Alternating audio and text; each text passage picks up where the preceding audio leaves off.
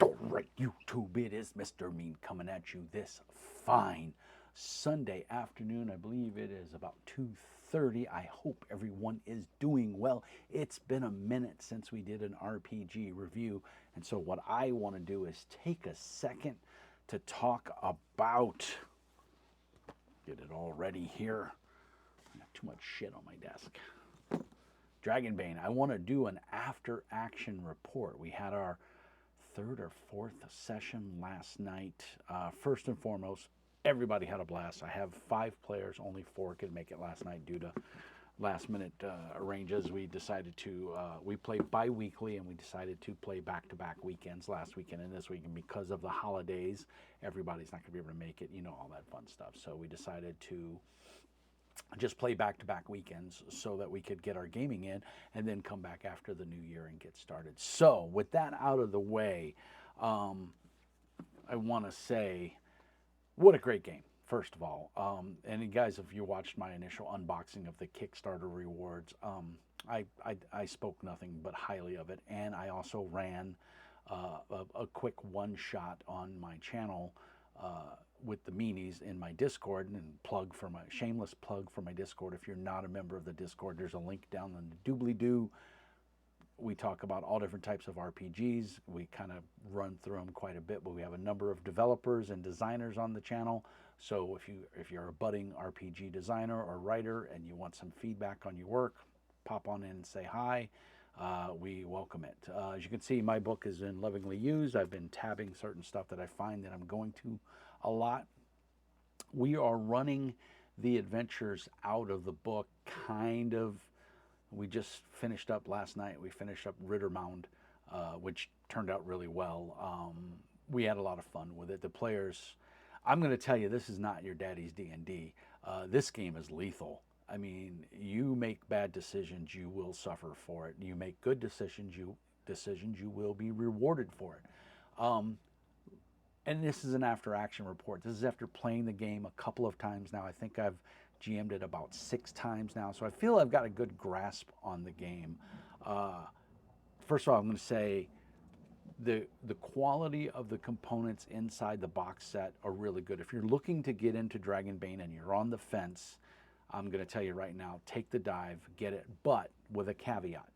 I wouldn't, if you're a seasoned GM and you have like tons of miniatures, gaming mats, bunch of different dice, you know, and things like that, you don't need this box set. If you're new, if this is your first or maybe second or third RPG and you're still finding your flavor for GMing, then buy the box set by all means. It's going to give you everything you need to navigate through the game.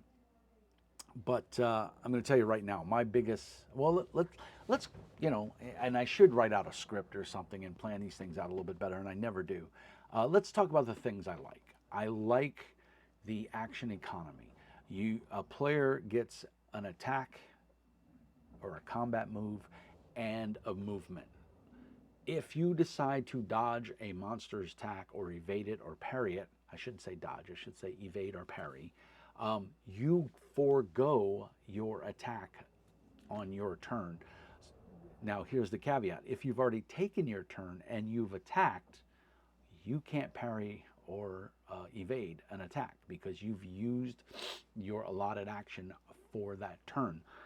There are some caveats to this. If you're a fighter or some of the other classes may give you an extra action or may allow you a parry, you know, that doesn't require necessarily an action. It may only require you to spend some willpower. The economy for spending talents or abilities is willpower. Mages use willpower. Fighters use willpower to fuel their abilities and everything. So willpower is key in this game. Even if you're just a straight up fighter, you're going to want willpower because that's what powers your abilities. Now, you may not need as many as, say, a mage, so therefore you may not have to make willpower a high priority for your attributes, but you're definitely going to want some points in willpower because everything boils down to willpower in this game for the player characters and how they do their special abilities and their talents. And it's not a bad thing. It's done very well. The costs are pretty reasonable from what I've seen throughout the game. And I like how it flavors the different talents and everything, flavor the player's abilities to do things. So, very impressed with the mechanics. One of the things that you'll find a little goofy when you first start this is wrapping your head around their rest mechanics. So, I mean, everybody tends to think in terms of a short rest, a long rest. Uh, in this game, they do it a little bit different. They do a round, a stretch, and a shift. And those are basically, your round is 10 seconds, a stretch is about 15 minutes, and then a shift is 6 hours. So if you want to take a long rest in D&D terms or Pathfinder terms, you're going to take a shift rest. And so luckily, I have 4 players who don't really play D&D, so they don't have any of those old habits. And I'm the one who's commonly referred, oh, let's take a long rest. Oh, wait, no, it's a shift rest. So the GM screen, which I have here and I'm referring to, is a great resource for that because those mechanics, the measuring of time, is right there on the GM screen. I will say I'm guilty of not using this to its fullest potential. I had it sitting in front of me last night and the night before, but I find myself constantly reaching for the book and flipping through the book for the mechanics that I'm looking for or the rules. It's not a bad thing. Every GM is different. It's just going to take me a minute. I love GM screens. I find them very helpful. I find that they help set the mood. But if you're a longtime GM like me, you may not necessarily need this. I mean, I have a nice, you can't see it, but behind me is a nice GM screen that was made for me in wood, and I use it sometimes, but neither here nor there. So the GM screen, extremely useful if you're a new GM or a somewhat inexperienced GM, then I think it's helpful to have this. Spend the $20, get it. I don't believe it comes in the box set. I think you have to buy it separately. But it's worth it. Just you got to remember to use it. Like one of the big things is fear. There's a lot of conditions in this game, and fear is one of the big ones. There's a lot of monsters that give conditions and cause fear, and so I found myself, especially in last night's adventure, fumbling through the rule book looking for the fear table. It's right here on the GM screen. That's my fault for just not looking up from the book, and it's just, that's my foible. But there's a lot of good information on this GM screen. Free actions, what they require. So a demon is rolling a 20. This is a roll low game, and a dragon is rolling low, excuse me. So rolling a 1 is really good, rolling a 20 is really bad. And they kind of give you some rules for rolling demons in melee and or ranged combat. And they're pretty much the opposite for rolling a dragon, but everybody kind of knows what you get when you roll a dragon, which is good in either melee or ranged. So really cool there. A lot of attributes. There's just a lot of good information. I don't want to sit here and talk about the GM screen because that's not the focus of this, but it's very handy and I do enjoy it. I just got to remember to use it, but that's on me. And again, the contents of the box set, there's punch out tokens for monsters and player characters with little standees, more than enough than you'll ever need. I don't see that you'll need a whole ton. Running the game now for a couple of sessions, I think the dice mechanics are very fluid. They allow the players a lot of agency, which I think is good. As the GM playing most of the playing all the NPCs and the monsters, I'm not quite sold on monsters automatically hitting. So if you don't know, anything that's labeled, there's 2 types of antagonist in the game to put against your players. There's NPCs and then there's monsters. So an orc, a skeleton, a goblin, those are NPCs. They're not considered monsters, even though contrary to everything that we've been taught through this hobby, they're monsters and they should have monster abilities. Well, they don't. Not in Dragonbane. In Dragonbane, they're considered NPCs and they are pretty similar to player characters. So they have hit points, they have, the action economy of 1 move action, 1 combat action, or standard action. And they follow most of the rules of what the players follow for their most part. Monsters, though, true monsters, your ghost, your wights, your manticores, your dragons, your demons, any of those kind of monsters, they follow what they call the monster rules. in combat, if it progresses to combat, you can't talk your way out of it depending on what the monster is. Um, you go into combat, you deal out initiative cards. This game doesn't use a die roll for initiative. It uses a 1 through 10 initiative. Monsters have what they call ferocity. So if a monster has a ferocity score, it usually starts at 2.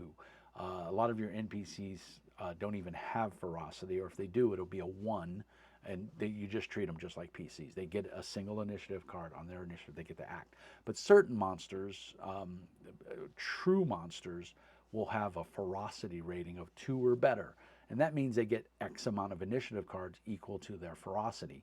So what was really cool last night was they were fighting a ghost and a white, and they both had ferocity 2. So while I had 4 players, the monster had 2 actions every turn, and so it really, the players were kind of getting their asses kicked by the mummy or the ghost. And luckily they had a mage with them, and I kind of threw in a little caveat because I knew it was going to be a tough battle for them.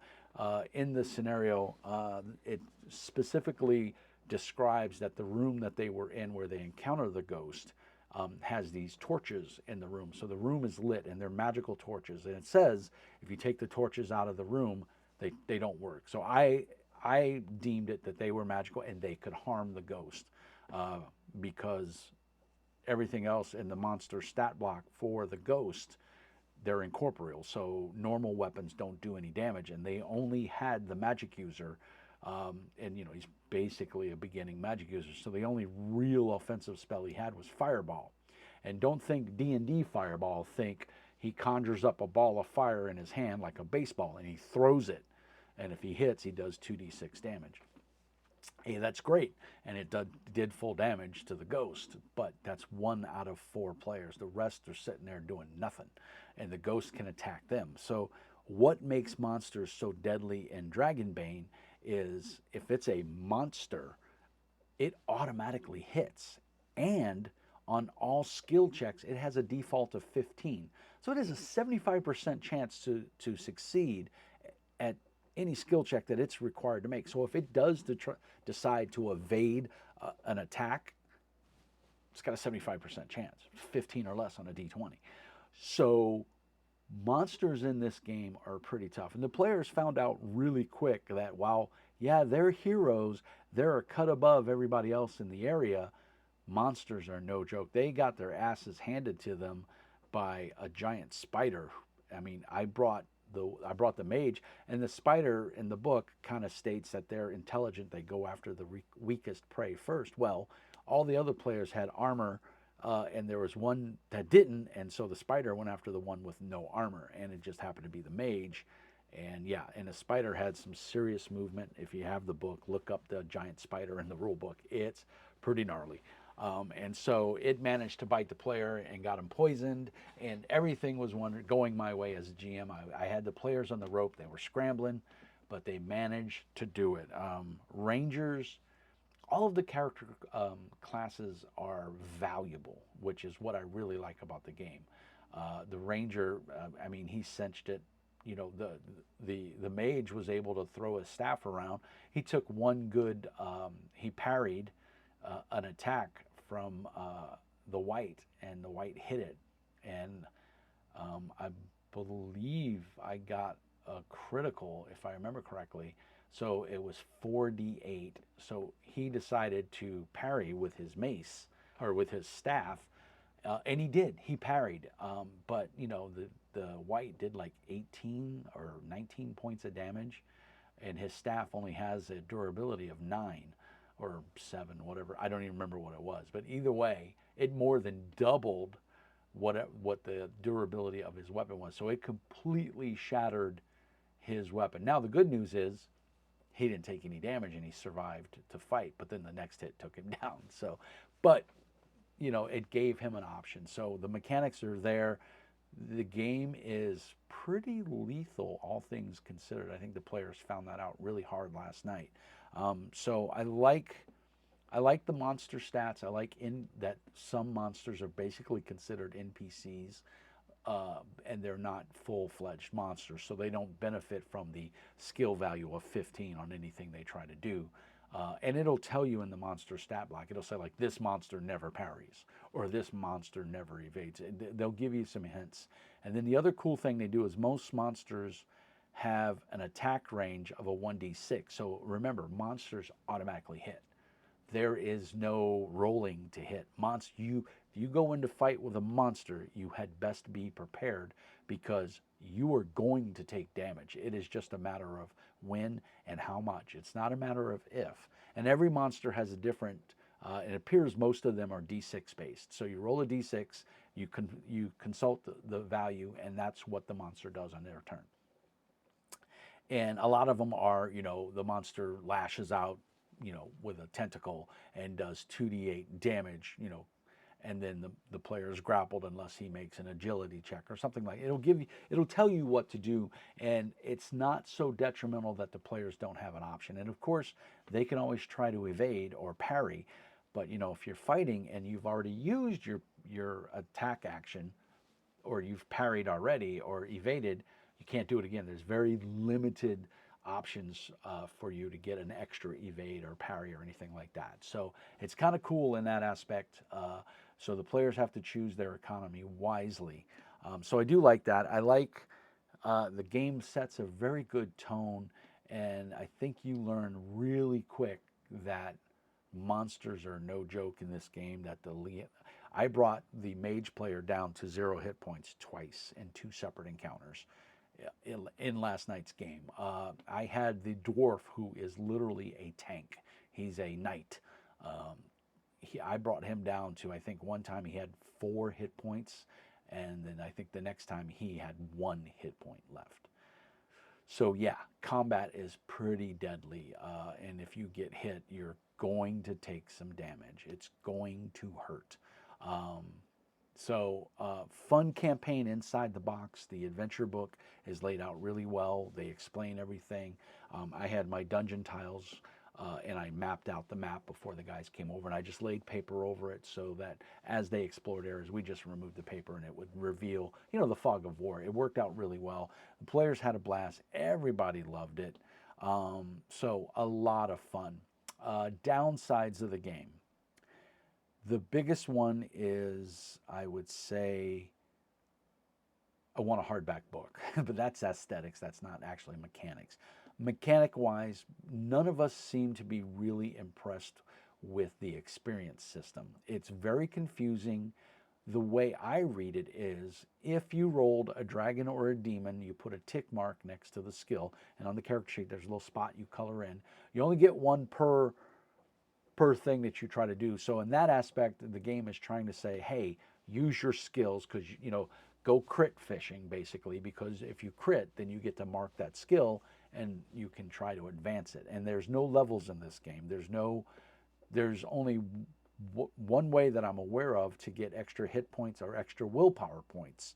You don't get them when you level up. You don't get anything when you level up because there are no levels. You answer 4 questions at the end of every session or when the GM decides.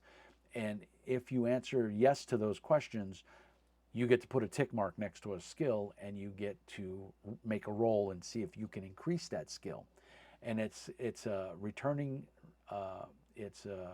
diminishing returns, because the higher your skill gets, the harder it is to roll above that skill. So most starting players are going to start out pretty competent with between a 12 and a 14 for their starting skills, for their primary skills, the things they're good at. So the fighter is going to be good at swinging a hammer or a sword. The ranger is going to be good at bows and tracking, that kind of thing. So those skills are going to start out somewhere right around, between 12 and 14 usually is going to be where they're going to start at. So you're already, you're less than 50-50, 60-40, 65-35% chance of upgrading your skill.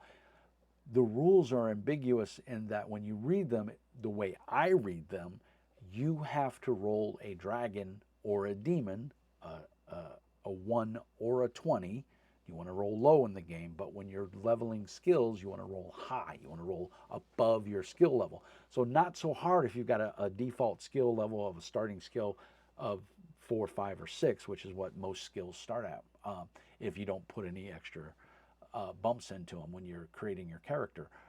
So not so hard to roll above, a 4, 5, or 6 when you're trying to level up, myth and legends if you're a ranger or something like that. And that's so, but you can't get a new magical school, so to speak, unless you get a heroic ability. And you can only get a heroic ability when you knock a skill above 18, which is not going to happen for several sessions. And that's if you make all your rolls. One of my players, I think, got 4 or 5 rolls to increase his skills, and he failed them all. He didn't get any. So, he played a whole session and he didn't get any better. Now, I get it. It makes sense, but it's not very rewarding for the players.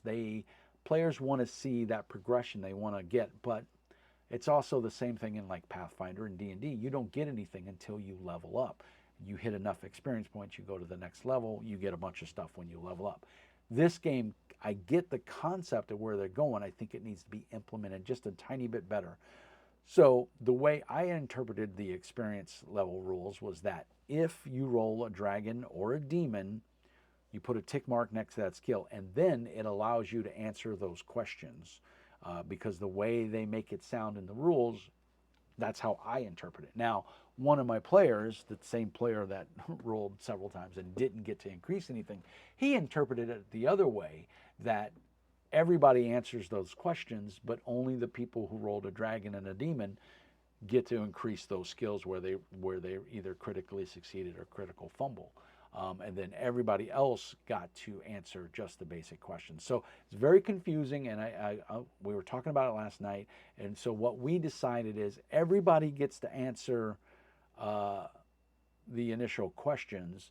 It's just that the people anybody who rolled a dragon or a demon, they also get to increase said skills that they do. Plus, they get to answer the initial 4 skills. And you're guaranteed to get 3 rolls, because everyone should pretty much be able to answer the first 3. The 4th one is, did you give in to your obsession or whatever it may be, the negative character trait that, like one character had gluttony. He didn't really give into it. The mage, though, he always stays in the back, and he consistently, every time they were doing whatever, he stayed in the back. He let everybody go forward. He's like, nope, I'm going to be back here. You guys go forward. So it was he played to his weakness, and so I gave him the 4th point. So yeah, that needs some clarification. Hopefully, the guys at Free League will answer that and maybe put out an errata, update the PDF. Obviously, I have the softback book. They are coming out with a hardback book. I think it's actually already out. I haven't seen it, though, but my game store doesn't carry this game. So, and they're kind of, I don't want to say they're lame. They're just a small store that focuses predominantly on Magic and Warhammer games, Warhammer 40K fantasy. So they don't do a lot of role-playing games, and I got this on Kickstarter. I didn't buy it from their store, so neither here nor there. So, but the point is, leveling is kind of hard in this game because as your skills get higher, it gets harder to roll higher than when you're trying to level them up. But the good news is, if you have a skill of 6 in Myth and Legends and you roll a 7, 8, or higher, that skill goes up by 1. And you keep doing this throughout the game and every session that you play. And once a skill hits 18, you're done. There's always a chance for failure, 19 or 20. But what's nice is when you take a skill to 18, you automatically get a heroic ability, and you can, as long as you meet the requirements for them, you can take them. And the book is chock full of a lot of good heroic abilities. So that part I really like. And I'm almost positive that they're going to come out with more further on down the line. I like the magic system, although it is somewhat limiting, and I can only assume that they're going to come out with a larger book of magic with all the different schools and stuff, like a big splat book that'll have I think there's 4 schools of magic, if I remember correctly. And hopefully they'll come out with all of those, and players will get even more spells. Cantrips do cost willpower in this game, and they're basically, there's 3 to 4 depending on your school. And those cantrips, I think they all cost like 1 willpower point, and they're little things like ignite a flame. You can start a fire, you cigarette lighter.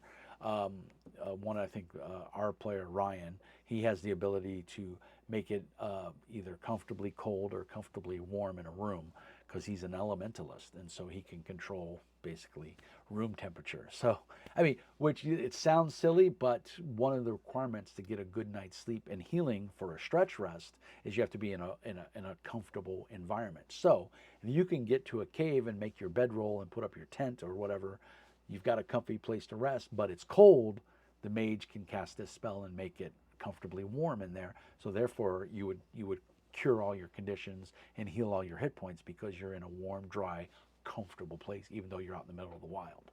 So it's a little give and take there, and the GM has the final say, but I would let it roll.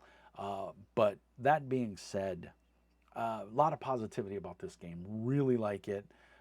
We're going to play through the campaign, have probably many more sessions to go because each adventure gets progressively tougher. It's a lot of fun. I'm not going to put any spoilers because I don't know if my players are going to watch this. Plus, if you haven't read the adventure as a GM, do yourself a favor, go read it. It's worth it. They are coming out with a bestiary. I will review that. I have the PDF, but I don't like doing PDF reviews. I want the physical book. I did purchase it, so as soon as it ships, there will be a review of that coming. So that's pretty much my thoughts on Dragonbane. I think it's a worthwhile game. If you can pick up the box set, please do. I would recommend getting the hardback book because I'm just more of a hardback guy. And the GM screen. I think those are the, and of course when the bestiary comes out, you want to pick that up. But for the most part, everything is super cool. Free Liga knocked it out of the park again. They always do good work. So the presentation quality in the book, the art in the book, go back and watch my review. I talk about all of that. It's definitely good. So I think we're gonna end it at 27 minutes. Just some housekeeping and stuff. Obviously, like and subscribe. It's a huge help to the channel. Watch the video, put it on in the background, while you're painting miniatures or whatever. Let it play in your computer while you're out of your house. Hey, it really helps the algorithm. It gets my watched time up, which is a big requirement to get monetized. So that would help the channel a lot. I have a Patreon. I also have a Ko-Fi. You'll see a link up there. It should be up there on the screen. You can click that button.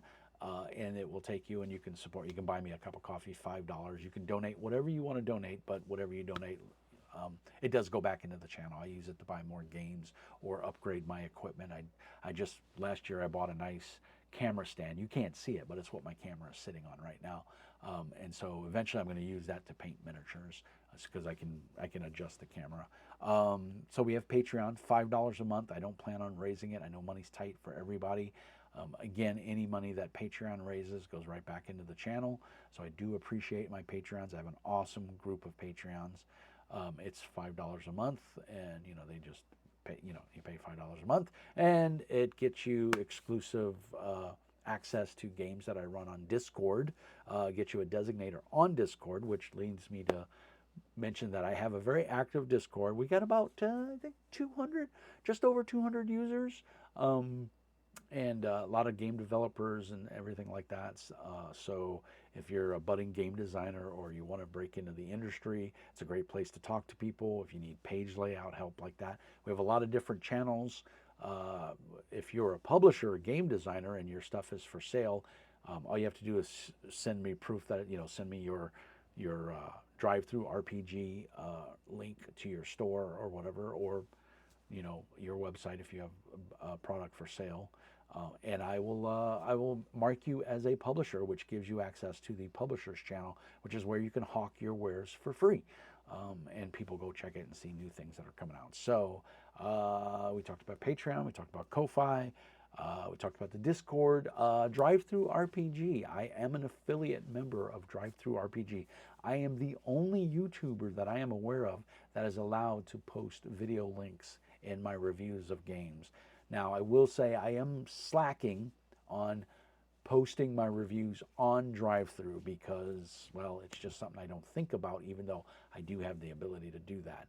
So, but if you use my affiliate link, it doesn't cost you any more money, and it does put a couple pennies in my pocket. So if you see a game that I review and you buy it via drive-through RPG, you're helping the channel. So thank you very much for that. So other than that, I can't think of anything. I think I'll just sign off with peace and hair grease. And as always, be nice. Thanks everybody for watching. I'm going to try to get more of these videos out. It's been a while. It's been a minute, but I'm finally set up in my house and I have a good recording rig, so life is good.